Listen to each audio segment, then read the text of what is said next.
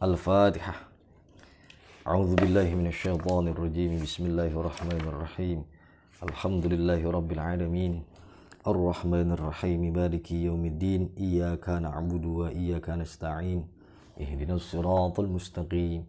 Siratal ladzina an'amta 'alaihim ghairil maghdubi 'alaihim waladdallin. Amin. Bismillahirrahmanirrahim. Alhamdulillahirabbil alamin. Allahumma salli wa sallim ala asyrafil anbiya'i wal mursalin wa ala alihi wa sahbihi ajma'in, amma ba'd. Subhanaka la ilma lana illa ma 'allamtana innaka antal alimul hakim. Rabbi shrah li sadri wa yassir li amri wa hlul 'uqdatan min lisani yafqahu qawli. Allahumma rzuqna fahman nabiyyin wa hifdzal mursalin wa ilhamal malaikatil muqarrabin bi rahmatika arhamar rahimin. Bismillahirrahmanirrahim. Qala al-Imam Ghazali rahimahullah ta'ala wa nafa'ana bi'ulumihi wa bibarakati asrarihi wa ulumis sa'irus salihin fid dharaini amin. Qala radhiyallahu an thumma al-ulumu thalathatun. Kemudian al-Imam Ghazali membagi ilmu di dalam kitab ini menjadi tiga kategori, menjadi tiga klasifikasi ilmu. Al-awwalu, yang pertama, aqliyun mahdhun, ilmu yang bersandar kepada akal atau ilmu rasional murni, atau bahasa sekarang ilmu eksakta. Ilmu ini menurut beliau la yahutsu syar'u alaih wa la yandubu ilaih. Ilmu yang tidak mendorong syariat kepadanya dan juga tidak menganjurkan kepada ilmu tersebut. Jadi ilmu ini ilmu yang tidak dianjurkan dan juga tidak didorong oleh syariat. Seperti apa? Seperti kal hisabi wal handasati wan nujumi wa amsalihi minal ulum. Seperti contohnya ilmu-ilmu tersebut, cabang-cabangnya diantaranya adalah al-hisab, ilmu hitung-menghitung, matematika, wal handasah, ilmu arsitektur, wan nujum, dan juga ilmu perbintangan atau astronomi, wa amsalihi minal ulum, dan ilmu-ilmu yang semisal dari ketiga tersebut. Beliau bilang fahiya baina dzununin kadzibatin la'iqatin. Ilmu-ilmu tersebut posisinya berada di antara praduga atau prasangka yang dusta semata. Wah, luar biasa ya. Beliau bilang ilmu rasional itu ilmu yang hanya didasari prasangka dusta. Nanti kita akan coba uraikan maksud kata-kata beliau di dalam kitab ini. Wa inna ba'da dhanni ismun, dan atau sementara sebagian dari prasangka itu dusta. Wa baina ulumi sadiqatin, dan ilmu ini berada di antara ilmu-ilmu yang sadiqah, ilmu yang jujur, ilmu yang bisa dipercaya. Ilmu aqlin mahdhun itu la manfa'ata laha, tidak ada manfaatnya. Wa na'udzubillahi min ilmin la yanfa'. Semoga Allah melindungi kita dari ilmu-ilmu yang tidak bermanfaat. Wa laysal manfa'atu fi syahwatil hadirah, dan tidak ada manfaatnya pada keinginan saat ini. Tentu yang dimaksud adalah Al-Ghazali tidak berselera ya, kalau saya boleh terjemahkan bebas. Al-Ghazali tidak begitu tertarik dengan ilmu jenis ini, ilmu jenis yang maksudnya ilmu aqliyun mahdhun. Wa ni'mal fakhirah, dan juga ilmu ini bukanlah kenikmatan yang mewah. Kenapa? Karena ilmu ini fa innaha faniyatun dathiratun. Karena ilmu-ilmu tersebut adalah ilmu yang fana, ilmu yang sirna ya, atau ilmu yang binasa. Dathiratun juga ilmu yang hilang. Balin naf'u thawabud daril akhirah. Akan tetapi manfaat yang dimaksud di sini, hakikat manfaat menurut beliau adalah ilmu yang bermanfaat untuk negeri akhirat. Nah, agaknya ketika kita membahas apa yang dimaksud oleh Al-Imam Ghazali dalam kitab ini, kita kiranya penting ya untuk membawa teks ini di era ketika beliau menuliskan teks ini. Jadi seperti ini, siapapun yang penyuka atau siapapun penikmat karya-karya Ghazali pasti paham bahwa di saat itu Al-Ghazali merupakan salah satu ulama, atau bolehlah kita bilang satu-satunya ulama sebagai frontliner atau garda depan ulama yang meluluh lantahkan pemahaman filsafat pada waktu itu. Kenapa? Apa hubungannya filsafat dengan akal? Karena di dalam karyanya yang lain, Al-Ghazali dalam kitab Ihya Ulumuddin contohnya, Al-Ghazali membagi secara garis besar ilmu itu menjadi dua bagian. Kalau di kitab ini Al-Ghazali membagi ilmu menjadi tiga, sementara di karyanya yang lain beliau membagi ilmu menjadi dua. Yang pertama ulumus syar'iyyah atau ulumuddin. Yang kedua ulumul aqliyah, ilmu yang bersandarkan kepada akal semata. Lalu apa bedanya antara ulumus syar'iyyah atau ulumuddin dengan ulumul aqliyah? Bedanya adalah jika ulumus syar'iyyah itu sumbernya adalah firman atau sumbernya nas Al-Quran dan sunnah Rasulullah, sementara kalau ulumul aqliyah itu sumbernya hanya berdasarkan rasio semata. Padahal setelah kita yang sudah pertemuan yang lewat, Al-Ghazali menegaskan bahwa dalam memahami sesuatu itu setidaknya ada dua hal yang tidak boleh kita lepaskan, yakni peran serta akal dan syariat. Jadi beliau sebut di dalam karya ini di sebelumnya bahwa al-aqlu huwal hakim wa syar'u huwa syahid. Jadi akal itu sebagai hakimnya untuk memutuskan suatu perkara dan syariat sebagai saksinya. Jadi seorang hakim itu tidak bisa memutuskan satu keputusan tanpa mendengarkan kesaksian, dan dalam hal ini adalah syariat. Jadi Al-Ghazali itu tipikal orang yang tidak menyenangi ilmu yang hanya berdasarkan panduan akal semata. Dan ini yang disebut sebagai filsafat, gitu. Jadi ulumul aqliyah kalau dalam bahasa kitab ini adalah aqliyun mahdhun, adalah ilmu filsafat pada waktu itu.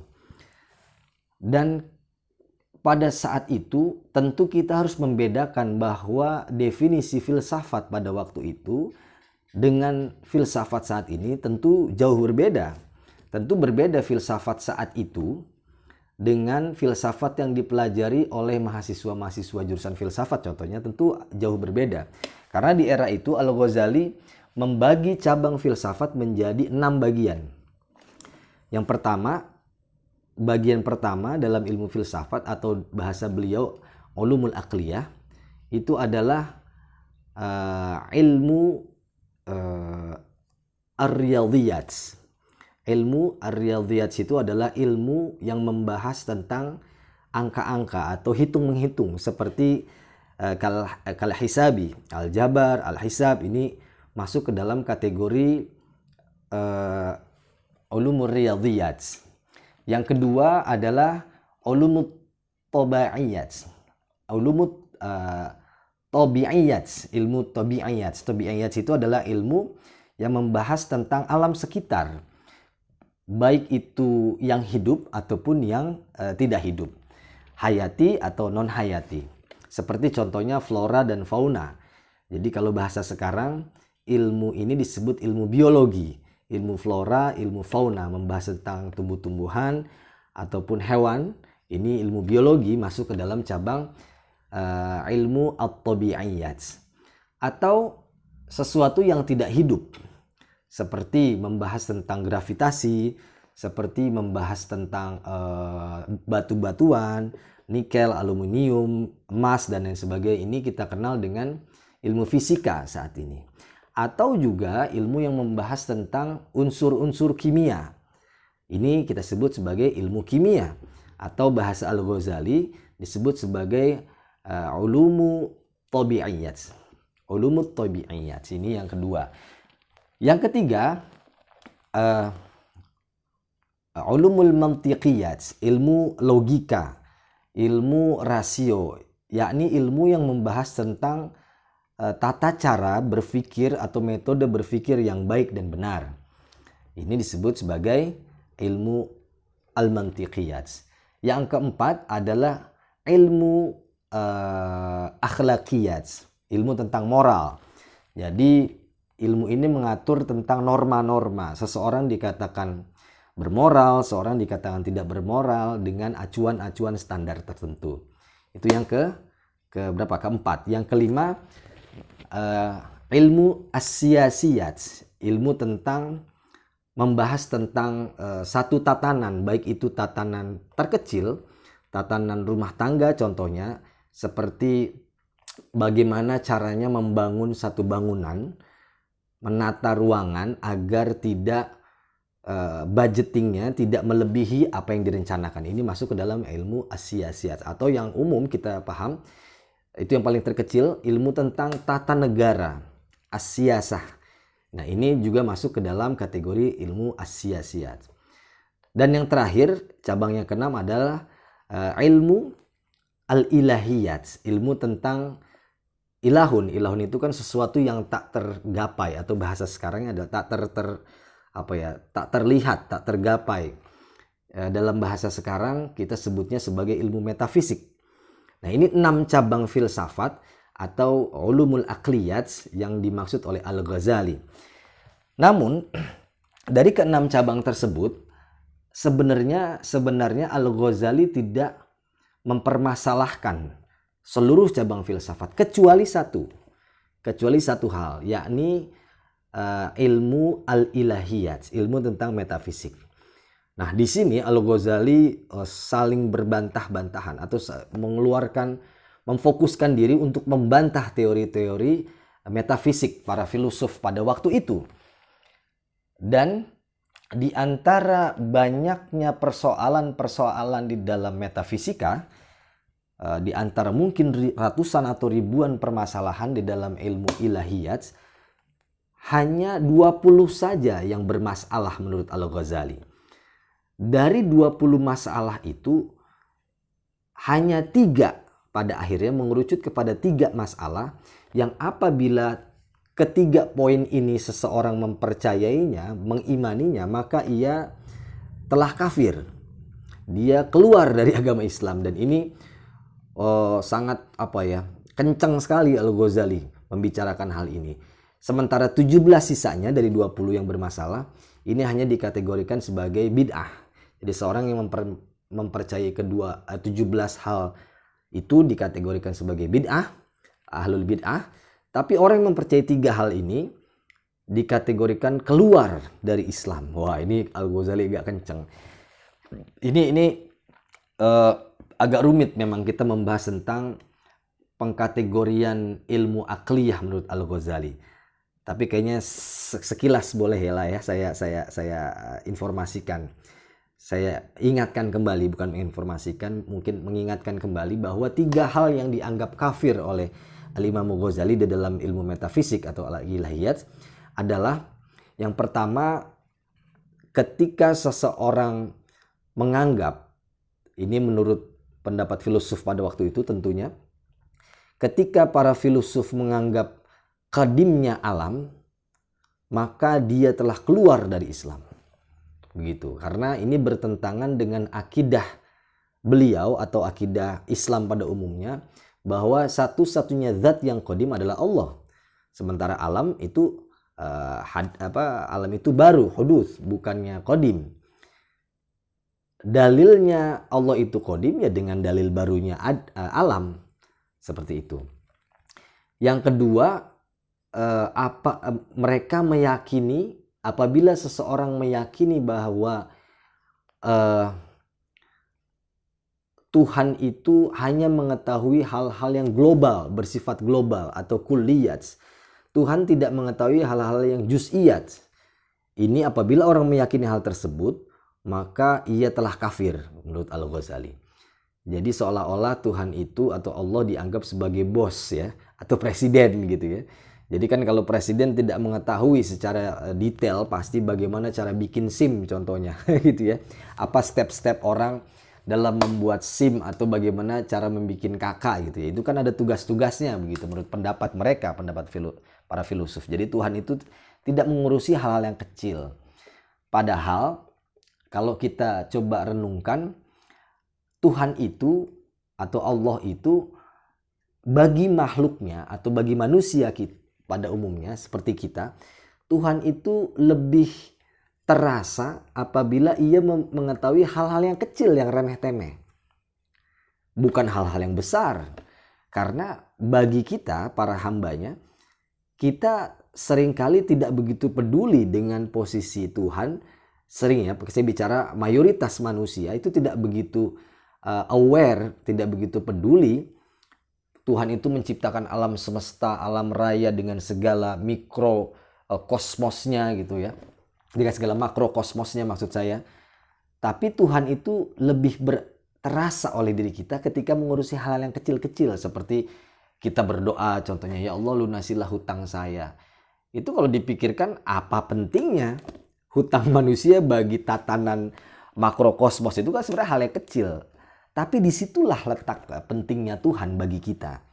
Jadi Al-Ghazali membantah keras bahwa tidak, Tuhan itu benar-benar mengetahui hal yang juz'iyat, yang sangat kecil. Dan itu justru lebih berasa atau lebih terasa eksistensi Tuhan ketika kita merasakan Tuhan hadir untuk hal-hal yang remeh-temeh. Ini yang poin kedua. Poin ketiga adalah apabila orang meyakini hari kebangkitan hanya dibangkitkan ruhnya saja, maka ia telah kafir. Kalau Imam Al-Ghazali berpendapat bahwa tidak, bukan hanya ruh, tapi ruh dan jasad. Karena apa sulitnya bagi Allah untuk membangkitkan ruh dan jasad. Nah itu 3 poin yang akhirnya Al-Ghazali tanda kutip menghabiskan waktu. Al-Ghazali bertengkar hebat pada waktu itu dengan para filosof-filosof. Bil khusus seperti Al-Farabi atau Ibnu Sina, karena Al-Farabi kan terkenal sebagai mu'allimus tsani ya, guru besar filsafat, karena beliau terkenal membawa pemikiran-pemikiran dari Aristoteles, dari Yunani gitu ya. Nah ini sekilas ya, sekilas info tentang mengapa latar belakang historis kenapa Al-Ghazali tidak menyukai begitulah cabang ilmu aqliyun mahdzun kalau dalam bahasa kitab ini. Namun begitu, tidak seluruhnya Al-Ghazali benci sebenarnya dengan ilmu-ilmu yang ulumul aqliyat. Contohnya masyhur bahwa kalam Al-Ghazali yang mengatakan man lam yadrusul mantiqa fala yuthaq bi ilmi. Barang siapa yang tidak pernah mempelajari ilmu mantik, maka ilmunya tidak dipercaya atau tidak kredibel, tidak memiliki kredibilitas dalam memahami sesuatu. Nah ini kan sebenarnya adalah isyarat bahwa Al-Ghazali terang-terangan menganjurkan orang untuk belajar ilmu mantik, ilmu logika. Karena orang yang tidak pernah belajar bagaimana cara memanajemen akal, bagaimana cara menyusun logika-logika akal dalam memahami satu teks, maka ilmunya tidak bisa dipercaya. Dan itu sangat masuk akal sekali ya, karena apabila orang hanya mengandalkan perasaannya saja, itu berbahaya dalam memahami teks-teks agama. Contohnya sumpama, di dalam Al-Quran kita tidak menemui adanya keharaman akan sabu-sabu. Nah contohnya, lantas ketika seseorang hafal Al-Quran, dia tidak memiliki nalar yang baik, dia bilang, di Al-Quran kan tidak ada keharaman sabu-sabu, tidak ada keharaman ganja, tidak ada keharaman putau contohnya ya. Yang ada kan hanya khamr, dan khamr ini kan minuman keras. Nah ini orang yang begini, ini orang yang orang yang tidak memahami ilmu mantik, dia tidak tahu bagaimana kias, bagaimana analogi, bagaimana berpikir secara sistematis, bagaimana dikiaskan satu hukum dengan hukum yang lain, atau bagaimana memahami silogisme, premis mayor, premis minor, kesimpulan atau natijah. Itu kan salah satu cabang dari ilmu mantik. Jadi Al-Ghazali juga pada akhirnya mendorong juga ilmu-ilmu akliyat, terutama dalam ilmu mantik. Begitu, ini salah satu penjelasan sedikit ya, penjelasan tentang akliyun mahdun. Jadi kita wajib membawa teks ini. Kenapa latar belakang Al-Ghazali tidak begitu simpatik lah ya, tidak begitu menyenangi ilmu-ilmunya, hanya bersandar pada akal semata. Dan terakhir, Al-Ghazali meskipun dia mengakui kebenaran ilmu-ilmu hisab, ilmu-ilmu perhitungan, contohnya sumpama 2 tambah 2 4 itu kan nyaris menjadi kebenaran yang mutlak, tapi tetap Al-Ghazali mengatakan bahwa kebenaran ilmu tersebut tetap tidak bisa dibandingkan dengan kebenaran wahyu yang absolut dari Allah Subhanahu wa taala. Jadi ilmu pasti pun masih bisa didekonstruksi pada akhirnya. Meskipun saat itu mungkin agak susah diterima. Dan sekarang terbukti ketika zaman dulu, contoh lah ya, tahun-tahun 80-an atau tahun-tahun 70-an, orang sepakat bahwa satuan partikel terkecil adalah atom. Tapi semakin kesini atom pun masih bisa diurai. Ya enggak? Masih ada proton, neutron, dan lain sebagainya. Masih ada molekul. Dan itu menandakan bahwa meskipun ilmu itu dikatakan ilmu pasti, tapi masih bisa kembali diurai. Demikian gitu. Jadi yang dimaksud Al-Ghazali, janganlah terlalu kita terkesima dengan ilmu akal semata, karena itu tidak bisa dibandingkan kebenaran ilmu akal atau ilmu pasti itu dengan kebenaran absolut milik Allah Subhanahu wa taala. Demikian. Itu yang pertama. Yang kedua, beliau mengkategorikan ilmu disebutnya sebagai naqliyun mahdhun. Ilmu yang hanya bersandar kepada penukilan semata, atau bahasanya transmisional ya. Jadi ilmu penukilan, transmisi murni, ilmu hanya berdasarkan penukilan saja. Seperti apa? Kal ahadithi wa tafasiri. Seperti ilmu hadis dan ilmu tafsir. Tentu yang dimaksud di sini adalah ilmu hadis riwayah ya. Dan tafsir di sini tafsirnya bil ma'thur. Karena kalau ilmu hadis diroyah atau tafsir birro'yi ini kan tetap membutuhkan pemikiran, membutuhkan peran serta akal ya. Dan beliau menambahkan wal khutbu fi amsalihha yasirun, dan persoalan fi amsalihha di dalam ilmu jenis tersebut itu yasirun, mudah. Jadi beliau bilang ilmu hadis, ilmu tafsir itu gampang lah. Begitulah kurang lebih ya beliau bilang. Tapi ingat, ini yang bilang adalah hujjatul Islam ya. Jangan kita bilang ilmu hadis, ilmu tafsir gampang. Wah, belum waktunya, atau mungkin tidak akan ada waktunya buat kita bilang ilmu hadis, ilmu tafsir itu gampang. Idh yastawi fil istiqlali biha as-saghiru wal kabiru. Karena sama halnya fil istiqlali dalam menguasainya, dalam menguasai kedua cabang ilmu tersebut, siapa? As-saghiru wal kabiru. Jadi orang saghir atau orang awam gitu ya, orang kecil, wal kabir dan juga orang besar, orang alim, ini memiliki potensi yang sama dalam menguasai cabang ilmu naqliyun mahdhun, ilmu penukilan. Kenapa? Li'anna quwwatal hifdzi kafiyatun fin naqli. Karena di dalam ilmu ini daya atau kekuatan hafalan itu, potensi penghafalan itu kafiyatun, cukup, fin naqli, di dalam ilmu penukilan. Dan selanjutnya beliau mengatakan walaisa fihi majalul lil akli. Dan di dalam ilmu ini tidak ada majalul lil akli, tidak ada peran akal gitu, atau tidak ada domainnya akal gitu. Jadi ya namanya ilmu penukilan, jadi cuman copy paste gitu ya kalau menurut beliau, kalau bahasa sekarangnya. Ilmu tafsir dibilang ilmu copy paste, dan tidak ada majalul lil akli, tidak ada peran serta akal. Luar biasa ya Al-Ghazali ya. Dan yang ketiga, nah ini yang ketiga.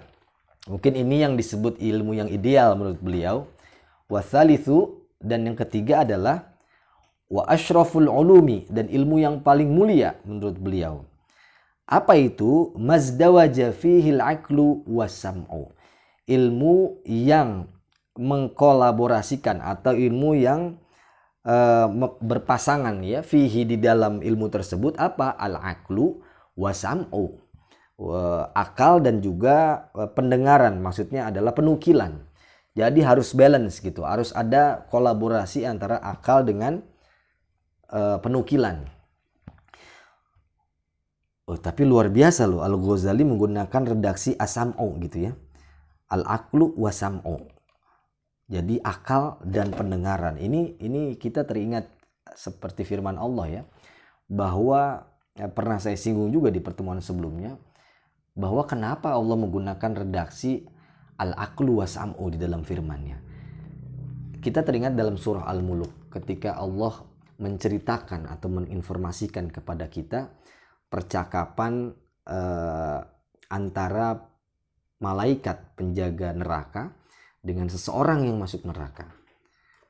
Malaikat itu bertanya, alam ya'tikum nadhir. Kenapa? Alam ya'tikum nadhir. Emang kenapa kamu bisa masuk sampai neraka? Emang enggak datang an-nadhir, peringatan pada dirimu? Alam ya'tikum nadhir. Qalu bala, qad ja'ana nadhir. Enggak datang, peringatan itu datang. Sungguh telah datang. Fakadzabna, namun kita fakadzabna wa qulna ma nazzalallahu min syai'in in antum illa fi dhalalin kabir. Sungguh telah datang kebenaran tapi kita mendustakan sehingga kita berada di dalam kesesatan yang kabir, yang besar, yang nyata.